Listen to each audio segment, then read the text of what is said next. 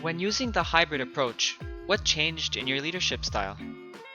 So when we adopted the hybrid approach, especially for our faith formation program, it forced us in a good way to go from working alone to working as a team.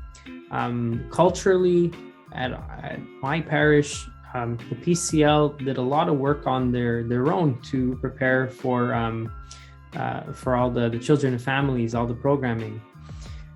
So this format allowed us to be working as a team. We ended up having more preparatory meetings, and also it gave everybody a little piece to work on. It takes a lot more time to plan when we do planning. Like there is, we create a lesson plan all together, and basically we're getting everybody on the team to contribute their ideas and their talents to different parts of this plan.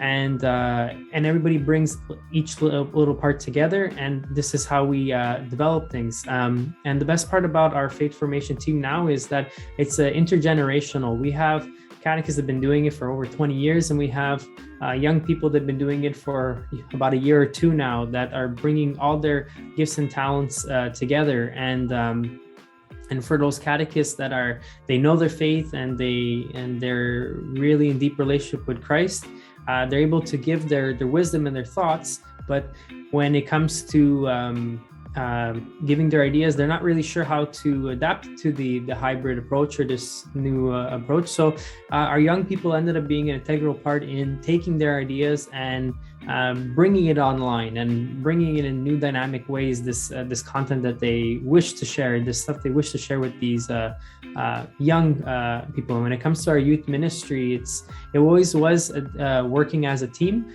but it just grew more with the hybrid approach and peer leadership, and each person talking and teaching each other to develop this new lesson plans. So, as a follow-up to the previous question, what changed in your animation style? Well, for our animation style, we animated more as a team, especially in our faith formation program. This meant also being more prepared beforehand to animate. So there's a lot of these discussions beforehand, especially when you're working on Zoom. People need to know when they need to jump in at the right time. You can't whisper to the person right next to you when because you're not in person. And we're being more cautious of keeping people engaged, keeping each activity at the appropriate amount of time, and giving breaks for children, everyone to move their bodies and just to get water or different things like that. And are there any projects or activities in your ministry that you think work better virtually versus in person? It's a great question, because I think there's depends the way how you look at things. I think there's many things that there's pros and cons to doing the event online versus in person. One event that we like doing at our parish, we do a Don Bosco Carnival every year, and we found ways to do it online, and it is very we've been very creative with the large number of children that have been attending it, but it's a lot easier to animate in person and to rotate with such a large number of people. When I think of Rosary, which we've done Rosary program with some families in our parish, my reflection when we did one during Advent was how we had so many people show up to Advent Rosary online. And I think it's because they didn't have to leave their home. But if we had to ask everyone to come in person, they wouldn't have showed up.